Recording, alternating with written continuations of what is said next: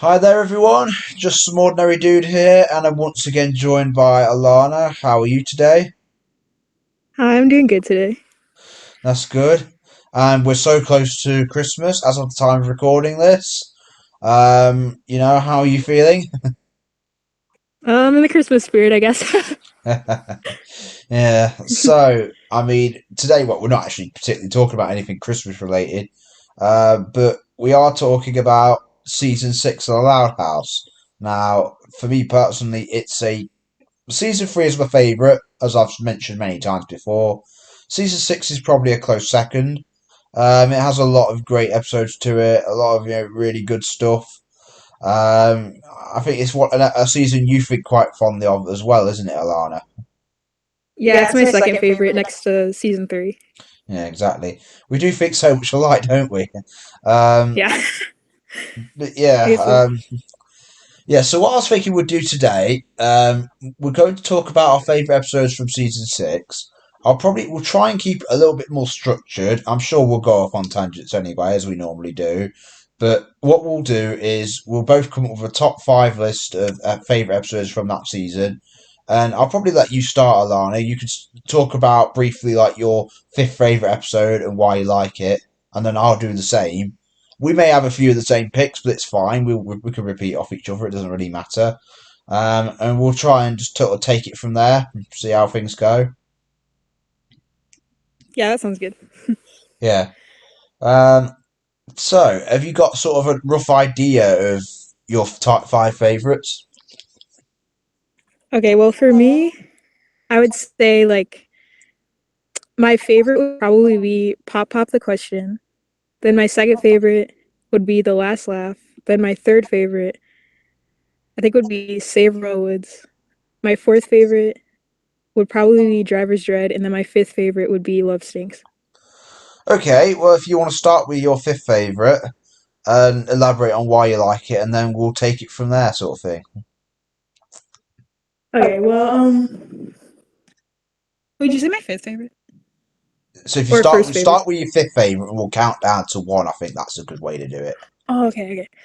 So like, Love Stinks. I just really like that episode. It's probably one of my favorite Lola episodes, if not like my favorite. I just think it was a really good way to end the sixth season, and I Yeah, think like it was just a really cute episode. I just really like it, and I just yeah. think it was like a really good development for Lola's character because it showed her in like an episode where like you'd really. It's kind of like an episode that you would expect from like Lana. So it's kind of different to see like an episode about Lola becoming like attached to like an animal. Yeah, I mean that So I is think an that's why I like it. interesting point. Yeah, that's an interesting point actually, because yeah, obviously you'd expect it to be a Lana episode, wouldn't you? Because she's the one who's into animals and grows stuff and all that, and you don't really expect Lola to be involved in a plot like this. But then they obviously throw a twist into the mix that makes it a far more plausible plot line to happen. Because obviously Lola would normally never really like bond with a skunk or anything, because she'd think, oh, skunks are gross and they stink and all that sort of thing. But then it turns Yeah. out, oh, okay, this skunk has a lot the same tastes and interests as Lola. She's into being all refined and prim and proper and everything. It's like, okay, that's kind of an interesting way to take this storyline.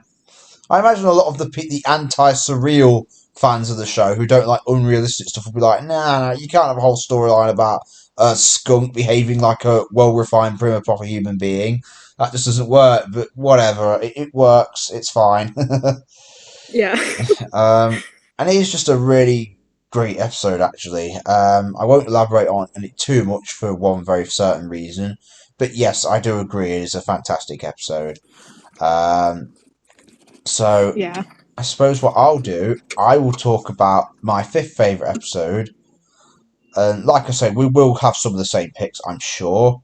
But my fifth favorite episode is probably Sleep Stakes. Now that is a Lana episode. Oh yeah, Um, that's a really good one. and obviously, yeah, it's an episode where, of course, she suffers a bit of social anxiety actually, which is a bit strange because Lana is a sort of outgoing, outdoorsy character who seems to bond with humans and animals alike, and she's very friendly and welcoming, and you never really expect Lana to like suffer this level of anxiety. just by having a simple sleepover. But I guess it shows that there is depth to her character. Maybe I don't know. Maybe it's the fact that she bonds so much with animals and her own sisters at this point that I mean, it's a bit weird. In season one, she did have her own friend group, if you remember, Yeah. who played in the mud and all that sort of stuff. But they've not But they really were been kind of just seen. like in the background and they weren't really like shown again ever. No, well, they were shown. One of them was shown again in Frenzy, and she had a sort of different skin color and everything, if you remember very briefly. Yeah. But they weren't Um, like really they didn't have any voice lines or anything, no, so they we didn't didn't. They really know weren't much really about proper them. characters. But I think they've sort of been written out of it. They've been forgotten about, like a lot of characters actually. But now she's got her own sort of new friend group. Um, and they're all sort of typical girls who are into like sleepovers and stuff, and you'd expect Lana to be okay with that, but then again, I suppose she's set in her ways. She's only like 6 7 years old, but she's very set in her ways. She's very she likes her own environment, she likes doing her own thing, and she likes spending a lot more time with animals and stuff, really more than sort of kids her own age, if that makes sense. She spends most of her episodes either with her sisters or bonding with all her animal friends. So it's a bit, I suppose you could say maybe this is just out of her element. But it does make for a very Yeah. interesting episode. It's very heartwarming as well to see the siblings really try to help her get through this. And, like we even have Lincoln and Lynn, I think, dressing up as Rita or something like that, which is quite funny. Oh yeah, I remember that. Um, and it's a very sort of like heartwarming episode, really, to see not only the siblings sort of help Lana, but Lana overcome her own anxiety and her own sort of little personal demons. And Yeah. yeah, it's just a I really just thought like the parts especially with like all of her siblings like helping her were really nice. Because I like to see them like all getting along to like help each other. I yeah, like that's, when they do that in episodes. yeah, it's just a really good episode. It's sort of like one of those you don't particularly expect anything from it, but it actually turned out really good. It was quite funny at parts as well. It was just generally a really fun and endearing episode to watch. It's always been kind of interesting with Lana because, like Lynn, she comes across as sort of a rough and tumble tomboy character, but I think Lana's got more vulnerabilities to her. Um, she's quite easily like hurt, like upset and everything, and she can get easily scared or teary eyed and stuff like that. And it's kind of interesting, obviously, because yeah, again, she's like this dirt loving sort of little ruffian girl, but she's actually got a lot of vulnerabilities to her, which does add depth to her character in a lot of ways. Yeah. She's really like well rounded character. Yeah. Yeah, it's one of those where for a long time I thought she wasn't that well rounded, but actually looking back, she kind of is. Yeah, more so than I thought. Um, but yeah, that would be my fifth favorite episode. So what would be your fourth favorite episode, Alana? Okay, so I like made this list, but I think like what I don't remember. I like said the top five just a few minutes ago, Yeah, but I'm like trying to remember. I think I said the fourth was Driver's Dread. yeah, I think that is So what you like said. Yeah, yeah. So for that one, like I just really like that because it's kind of like a continuation of Driving Miss Hazy back in like season one, yeah, but it's like done a lot better, and it's like a story where Lenny actually does get her driver's license. So I really like that. yeah, And also I just think the like whole story of like her getting it and like trying to take her driving test was actually pretty relatable. And yeah. I just think it was really uh it was just a much better version of Driving Miss Hazy. Yeah, I mean, well, our mutual friend FMB often makes the comparison. Driving Miss Hazy is what they call illustrated radio, where a lot of things are described or explained, but they don't really show it that much on screen. Whereas with Yeah, Driver's and Dread, Driver's Dread was much more interesting to watch. they actually have the things on screen. They actually show rather than tell. Show don't tell. That's the age old rule of writing stories, I guess. Of telling a story on whether it be in televised media or whatever else. And I guess that's the main difference between the two. I mean, I actually do like Driving Miss Hazy. I will admit it has flaws though. Um, but yeah, Driver's Dread is like a very nice continuation to that, where Lenny does finally get her driver's license. It does have quite a lot of good funny gags in it as well, so yeah, fair enough. Yeah. So my fourth favorite episode, I'm probably gonna pick maybe the last laugh. Now it's weird because I've only watched that one I think once, but I do remember it being a really fun and endearing and enjoyable episode. You know, the one where Luan uses Lola as her new sort of puppet. It's just a really Yeah. sort of fun episode.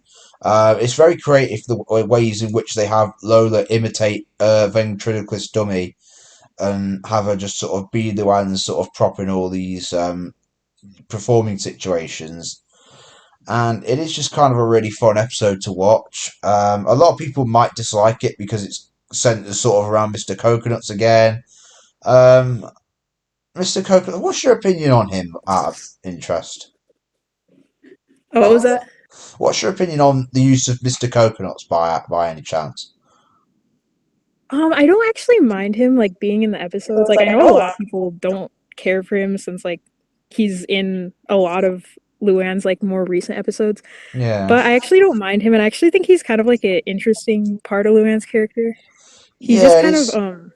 he's kind of like I don't know, like especially in like scenes where Luann kind of is like having trouble saying something and she kind of uses him as like Yeah, there was a whole to episode, say the was it? things that she wouldn't normally say. Yeah, was there was a whole episode, I think it was season 5, where what she's interacting with her drama club friends, and she's like left in charge of a play, and for some reason she's not able to like come out and say what she thinks about everybody else because they're all just sort of goofing off and not doing it.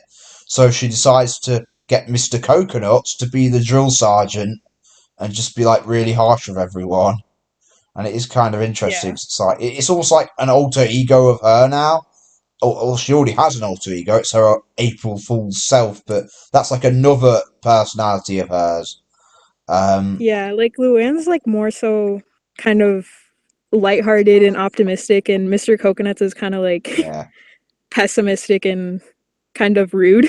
yeah, sort of, yeah, rude, gruff, confrontational, a bit harsh, but yeah, there you go. But Yeah. it is technically all just an extension of Luann's own personality, and it is kind of weird. I mean, like I said, we would go off on tangents. Season seven's Dull Day Afternoon.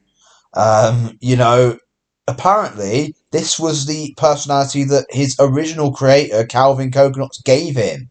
And it's weird because you look at Mr. Coconuts and his visual aesthetic doesn't necessarily imply the personality he has. So it's like Luan and Calvin Coconuts just happened to give him the exact same personality. It's just like by sheer coincidence. It's just like so weird, actually. That's very strange. It's like she just Yeah. looked at this doll literally fell out of the sky for her right next to where she was sitting down, and she just puts him on her hand, and apparently she gives him the exact same personality that the other guy gave him, and it's like, wow, really?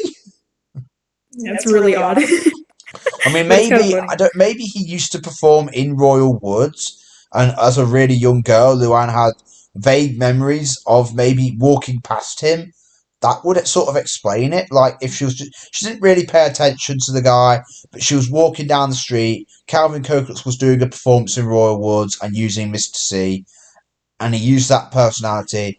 And while she didn't really register it in her head, the memory sort of vaguely stuck in the back of her mind, and maybe that's why she instinctively just used that personality when she got it.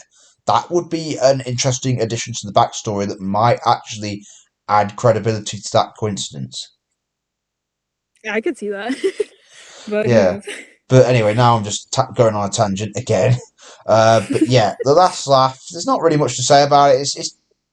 It's just a really fun and endearing episode. So yeah, I Yeah, and like I that like one the a lot. pairing of like Luann and Lola because it's like one that they didn't really show before in like earlier episodes.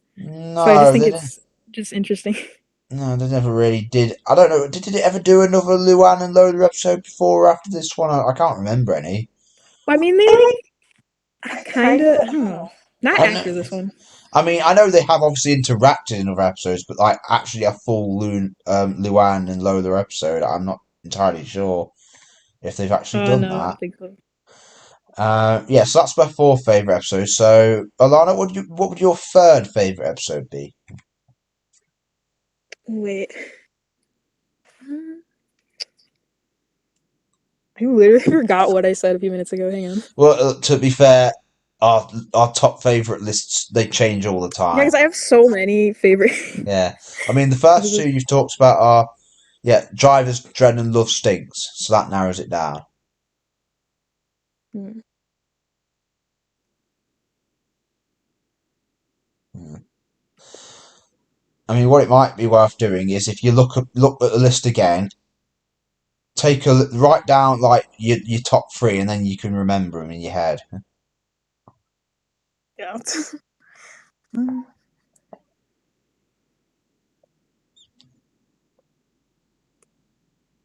Tell you what, while you're doing that, shall I talk about my third favourite to keep Yeah, it as I'm going? looking over it again, I'm sorry. Yeah. Okay, so my third favourite episode, I'm going to go with another Luan centric episode, Puns and Buns. Now, this episode is just really funny and comedic. It's probably one of the funniest episodes of at least of season six, maybe even of the show. It's a fairly standard plot. It's just mainly the comedy that sort of elevates this one for me. It's very it's a basic idea. Luann works at the Burpin Burger with her boyfriend Benny, and he's got a conflict because obviously Luann's his romantic partner, but she is a bit of a goofball who's not really taking the job seriously, and he's obviously the assistant manager and he's working for the actual manager who's obviously going to be telling him, look, you got to discipline her, you got to get rid of her, that sort of thing. And he's in quite an interesting conflict. And I think this is actually the first episode where it's Benny who's the protagonist because it's very much his story here. Usually he'd be in a supporting role with Luan as the protagonist, but in this one it's very much his story, and it is kind of interesting. Yeah, I've never seen that before, so that was different. Yeah. So yeah, he's very much the protagonist here, and it is sort of a relatable conflict because obviously he doesn't want to hurt his girlfriend's feelings, but at the same time, he's obviously worked hard to get where he is in this job, and if Luan's allowed to keep goofing off and messing around all the customers, that's going to reflect very badly on him. Um, so he naturally sort of tries to give her these errands to do while not officially firing her. And it is kind of interesting when he finally does eventually say, "Look, Luann, I'm sorry, I've got to let you go," or she just takes it fine. It's like, um, but then they do find a compromise anyway, where she does like the sign spinning outside. Um, and to be fair, it's a bit weird anyway because a lot of these characters do seem to shift jobs, don't they? Like Luann seems to have a different job every season. She's like the new I know. Bobby or something. She's the new Bobby now. It's a bit weird.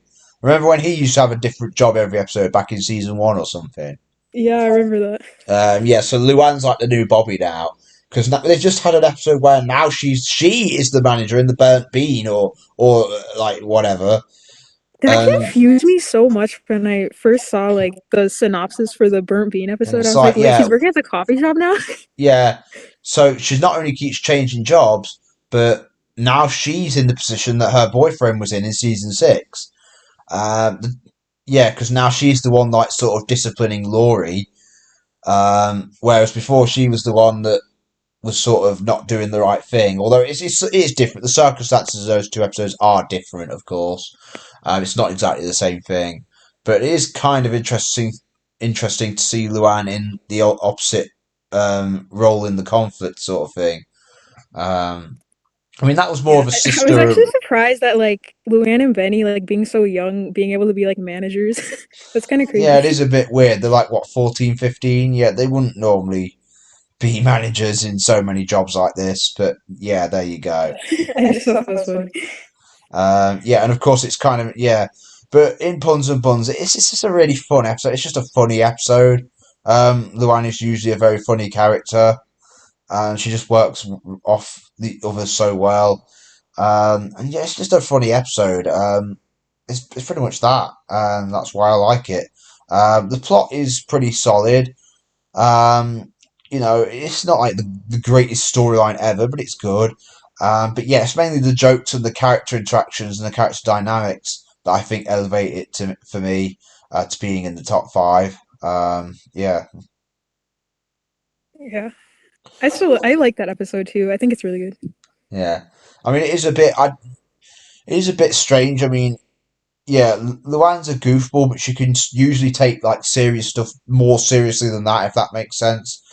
I will admit, like, she sort of is in the wrong in this episode because she does like she goes so far into like you know bothering all the customers and not really doing the job properly, and it's like yeah, Yeah.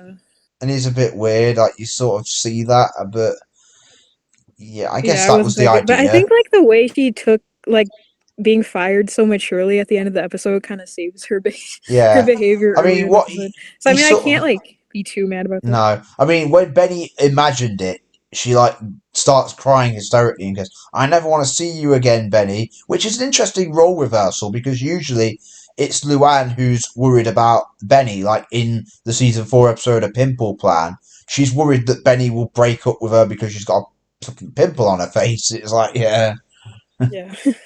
but now it's like actually, it makes more sense here because you know being fired from a job is a much more like is a much bigger reason for a fallout in a relationship than a pimple on somebody's face. So I Yeah. think Benny's sort of phobia of Luann breaking up with him here is a little bit more justified in context. Um, Right. I think. Well, then again, I think in the case of a pimple plan, that was the whole point. Luann was just getting really hysterical over a simple pimple problem, and ironically making it worse by trying to get rid of it so much. Yeah, pretty much. um, but yeah, you go. But yeah, puns and buns would be my third favourite. So what? So have you decided on a top three, Alana? While we've been talking, Yes. So like my third favorite would be probably Save Royal Woods. yeah, I just think like it was like I just really like the special. I just think like all the songs were good. Like all the story was really yeah, like interesting. And I just really like how it had like most of like the like all the citizens of like Royal Woods coming together to try and save the town.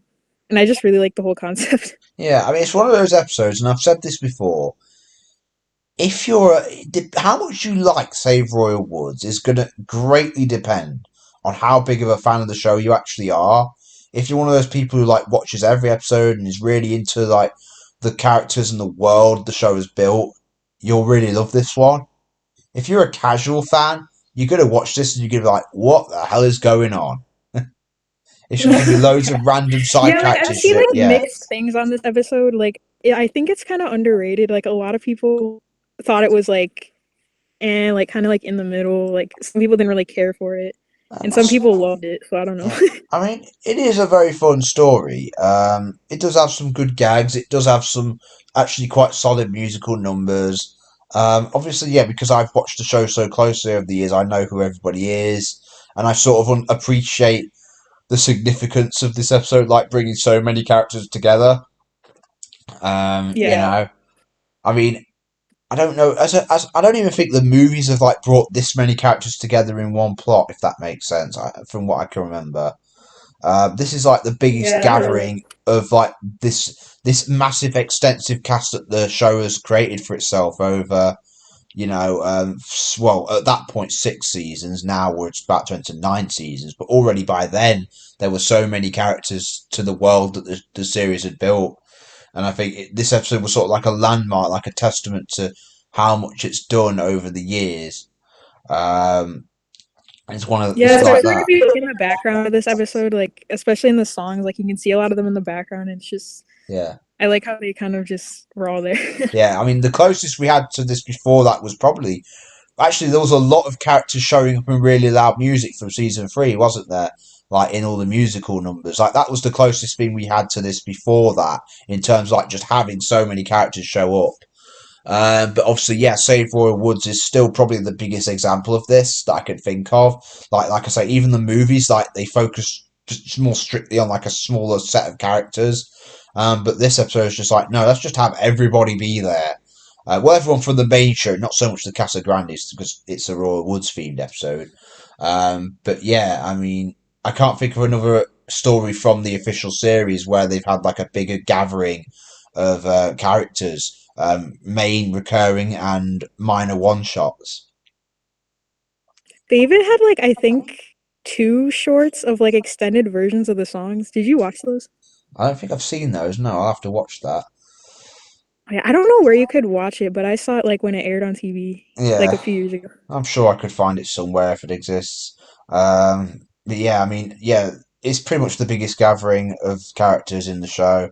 I mean, the only thing I can think of that's a bigger gathering is, ironically enough, my fucking story, The Lad's Finest Hour. Oh yeah, yeah, I But bet that one's pretty big too. yeah, but yeah, Save Royal Woods. It's one of those. The story's a bit basic, but it is. I think it's one of those where it's just you enjoy it because of just how much everyone comes together and saves the town. I guess. Yeah. It is also kind of interesting that Lincoln Loud specifically takes such a big role in this. Like he helps Mayor Davis with it. He organises a lot of the stuff, and it's like, wow, this young kid's actually sort of saving all of Royal Woods right now. Yeah, that's actually really cool how like all the like everyone in the town was just kind of like listening to him and letting him kind of Yeah, like come up with ideas and stuff. yeah. Well, he is the man with the plan, isn't he? Yeah, pretty Yeah. much. It's just one of those. Yeah, Save Royal Woods is a really good episode as well. So I don't know now, why it kind of also reminded me of like the Hey Arnold movie, all right, like I've just the never, plot. yeah, I've not actually ever really watched much of Hey Arnold. I know, I've seen a bit of it. I know what it's about, but yeah, I've never really watched that closely. It's a bit weird. Yeah, it's like Apart where they from, have yeah, to like save their like neighborhood from being like yeah, bulldozed or something. yeah. It's like it's a bit weird with the Loud House. A lot of the stuff the Loud House does probably is a bit more new to me than a lot of people because I've never really been that much of a Nickelodeon guy. I've watched a few of their shows, like back in the day, I watched a little bit of Rugrats. I've never even really watched SpongeBob. Thinking about it, obviously, I did watch Avatar. I did watch the 2012 Teenage Mutant Ninja Turtle series. There's been the odd thing from Nickelodeon that I have watched, but I've never really been a Nickelodeon guy, if that makes sense. So being into the Loud House is a very sort of relatively new thing for me. Like for me to be so much into a Nickelodeon series, it's not normal for me, you know. Yeah, I grew up watching mostly Nickelodeon shows. Yeah, I've seen a lot. yeah, fair enough. So yeah, I imagine you're probably more familiar with some of the stuff that that ass does than me, because from what I can tell, they do borrow a lot of inspiration from stuff done in previous Nicktoons. From what I can gather, Yeah, I can tell with a yeah. lot of this stuff. Like even I sort of know that, and like I say, I'm not a big Nickelodeon guy. But yeah, so second favorite episode for me, I'm probably gonna have to go with So Far So Good. Now this episode, it's one. There's been a massive criticism over the years as the show has gone on that maybe a little too much of the show doesn't really focus on the main family anymore. And you can sort of argue for or against this criticism all you want, but the point is, a lot of people do sort of critique the show now and say, "Oh, it focuses too much on Flip and Lincoln's friends and so on and so forth." And whether or not you agree with that, I'm sort of on the fence with it. Um, I will have to give credit where it's due. There are still some episodes in the later seasons which do focus on the main family unit as a whole and actually are very good. And one episode that really stands out to me from this season is So Far So Good. It's like the most basic plot in the world. The kids lose a sofa and they have to get it back. It's a very basic plot, but again, it's the character dynamics, it's the jokes, it's the way that the siblings interact with each other, the way they work together in such an endearing way. It's those things I think that really elevate this basic plot into being as great an episode as it is.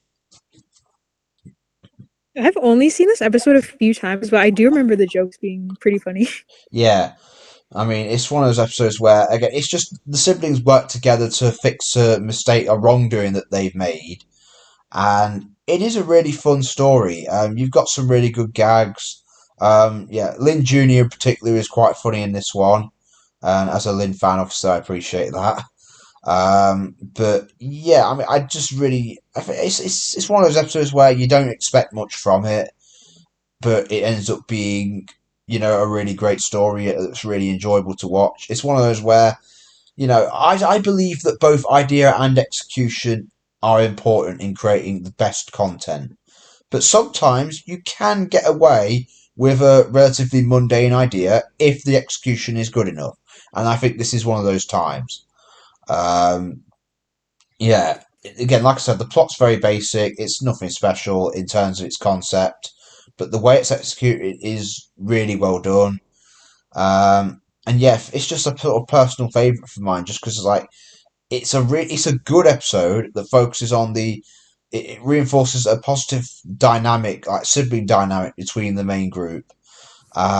And it's just it's just a fun episode. It's just entertaining to watch, and yeah, I just like this one. It's yeah. I think the ending of the episode is kind of funny because like they like kind of destroyed the couch and then like the present was like a new couch from like Yeah, Lynn and Rita, yeah, and it was like the same exact couch. yeah, I and they're just thought like, that was kind of funny, and oh, they were we just like, don't "Oh my need god, it's a this. new Yeah, couch." after all that, oh, we don't need this anymore. Throw it out the front door, and Flip takes it again. I kind of like I wonder what it'd be like if it was like a totally different couch, and they just like started having like a different couch throughout the rest of the show. That would have been interesting, but the show doesn't really commit much to big, long-lasting changes. The occasional one it does, even when they did the age up, for example. Visually, the only one who changed was Lily. Everyone else looks the same, and Yeah. it's like they don't Actually, when really, yeah, season five, before it even came out, I was wondering if they were all gonna look different, and I was a little disappointed when they didn't, but it was yeah. alright. It was whatever. It's one of those they don't really commit to big changes like that. I don't think. Maybe it's an issue because maybe not all the episodes are made in the right order, and it's one of those where if say in season five they started like they gave them all a design change, maybe there'd be some episodes where they'd have their old looks again if they were made first, and it would just be confusing. Um, Maybe that's what it is. I don't know. It's like in seasons 1 and 2, 11 Hours of Leaping, Rita and Lincini finally get their faces revealed for the first time. But in Brawl in the Family, which came out after, they still have their faces hidden. And it's a bit odd. You're like, why do they still have their faces hidden? You have to assume it was made first. But yeah. Yeah. It's a And bit maybe, odd when yeah. you're watching it in order, but Yeah, but maybe I that's the guess it thing happens. with season 6. If they did bring in a new couch, like you suggested, maybe some episodes would have been made before that were released after, which had them still with the old couch, and it would have just like created continuity errors and weird inconsistencies that bug people. Maybe they thought, you know what, let's just keep the same couch. We like this couch; it's good. Yeah. Yeah, so that's pretty much all I've got to say on that one. So your second favorite episode, Alana? So mine would be the last laugh, and you also had that in your list. So Yeah. Okay. So yeah, anything you want to add to that? What I said? Anything you want to say in addition to it? yeah, just pretty much like I just really like the Luann and Lola dynamic, and then I also kind of thought it was interesting with the Mr. Coconut stuff. And I kind of like that.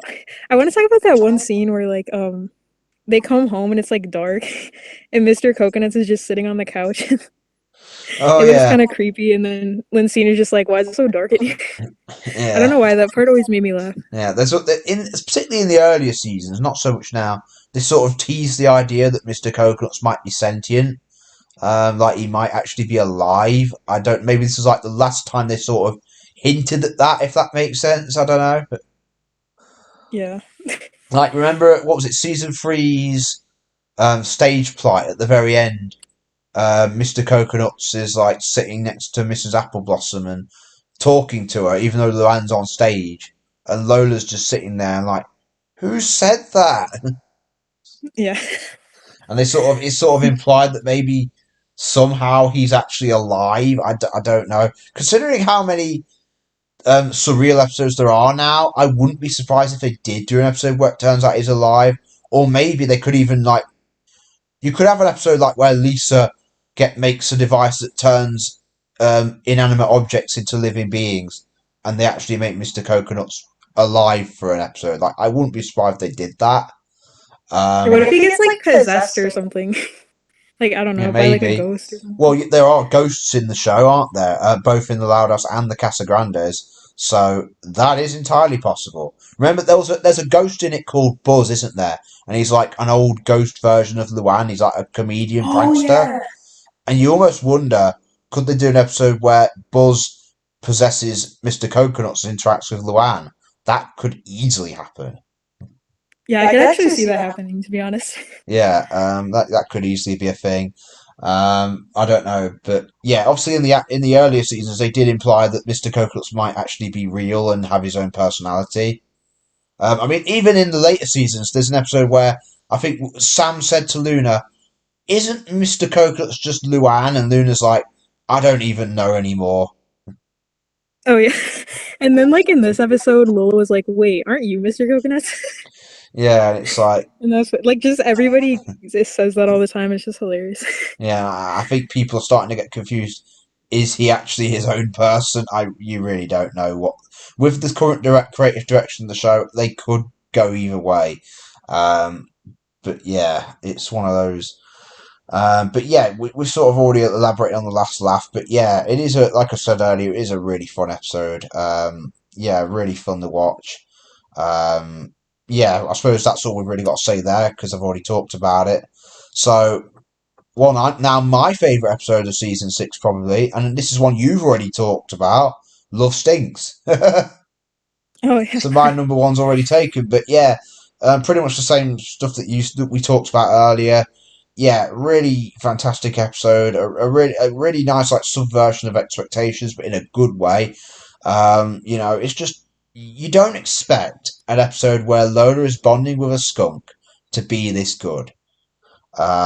But I'm gonna give my hats off. I think it's Jeff Sayers who wrote this one, who also co-wrote No Time to Spy with Whitney Wetter. And hats off to him. He really outdid himself. This could possibly be his best episode of the show so far. I'm not sure actually. Um, there are a couple of episodes of his that do compete with this, like Can't Let Them All. But this one's really, really good. It's just an episode. It does so much more than you expect. Um, and yeah, Lola always gets all the great episodes, doesn't she? Like almost Yeah, practically she has every a lot of good episode ones. she gets is like just brilliant. It's like Lola fans get it really good. As a Lynn fan, I'm kind of jealous, but there you go. But yeah, Um, this is like an episode, like when I saw the synopsis, I didn't expect it to be that good. Like I just no, didn't know it was gonna be as good as it was. no, you're like, But oh, yeah, it was. Lola bonds with a skunk. You're like, okay. Um, it sounds like it will be fine. But then I watch it and I'm like, okay, I'm gonna admit it. This is a lot better than I thought it was gonna be. Um, and I'm like, yeah, this could be my favorite episode of season six. I mean, I put it as my number one. I mean, my lists change all the time. Take the list I'm coming up with now, everyone, as a great with a grain of salt, because my lists change frequently. All five of these episodes and several others, some of the ones you included as well, Alana, are all candidates for my favourite episodes of season six, to be honest. But yeah, this one seems to stick out in my head quite a lot. It's just so fun and endearing, and it's such a good form of character development for Lola, and just so much more. It's so much stronger an episode than you expect, and maybe that's why I rate it as much as I do. But yeah, it's just a really good episode. I can't really elaborate too much on it because we've already talked about it. But yeah, pretty much the same stuff that we said earlier stands now, and hence why it's probably my favourite episode of the season. So now we come to your favourite episode of season six, Alana, and is it one we've talked about or is it a different one? That's a different one. My favorite is Pop Pop the Question. Oh, okay, yeah, I love this episode so much. It's yeah, probably one of my favorites of the show, maybe. I don't know. yeah, But I just think it's like such an interesting episode with like kind of all the siblings working together to kind of figure out like who Myrtle is, because like we didn't learn too much about her like throughout the beginning of the show, and like even like since she first appeared. So like they were kind of just like, even like the loud siblings were kind of like wondering who she is. So I just Yeah, thought it was kind of interesting to see them like kind of suspicious of her and yeah, like finding all these fake identities and stuff. And yeah, then also just like finding out that she was like a spy at the end of yeah. the And I episode. suppose that's it. I mean, I'm assuming was this episode written by Whitney Wetter or Jeff Sayers? You'd almost sort of think it was. Let's have a quick look at that. Pop the question. Da, da, da, da. I'm almost got it. I actually don't really remember. It was. Oh no, this one was written by Byron Dawkins. So obviously they took his idea and did something with it. Because yeah, obviously this episode, looking back at it, you don't realise how significant this episode actually was. Because, it was just like some random thing they did. Oh, she happened to be a spy. She had a bit of a secret past. That's interesting. And who would have guessed a couple of years later we would have got arguably the best movie of the franchise out of it? Yeah, and like No Time to Spy made me like this episode even more as well. So Yeah, because obviously they really expand on this episode's idea in that movie, and you're like, wow. Um, but yeah, obviously looking back, this episode was very significant. I've only seen it the one time actually. I'll probably have to revisit it again soon. Um, but yeah, obviously a really good episode from what I remember. Yeah, and I also like how it showed that they were like finally gonna get married, like Pop and Myrtle, because yeah. like they were together for like a long time. Well, So for three I thought that was seasons, I cool. guess they got Myrtle first came in season three, didn't she? I think Instagram, Yeah. if I'm not mistaken. So they'd sort of been there together for three seasons, and this was like the bit where they said, "Okay, let's just make them officially an item." Um, yeah, but It we'll do kind of it in a reminds yeah. me of it also kind of reminds me of Not What He Seems from Gravity Falls Oh with like yeah, all the fake identities and stuff like that, yeah, and like the all that stuff. yeah, So I thought that was kind of cool. yeah. I mean, yeah. Pop the question. Yeah, for what I remember, really good, really great episode. Yeah, and obviously it's aged really well because of what it led to. But yeah, so between us, I think we've had some really interesting takes, like picks from this season. I mean, there are a lot of really good episodes you could choose from. To be perfectly honest, season six is a very strong season.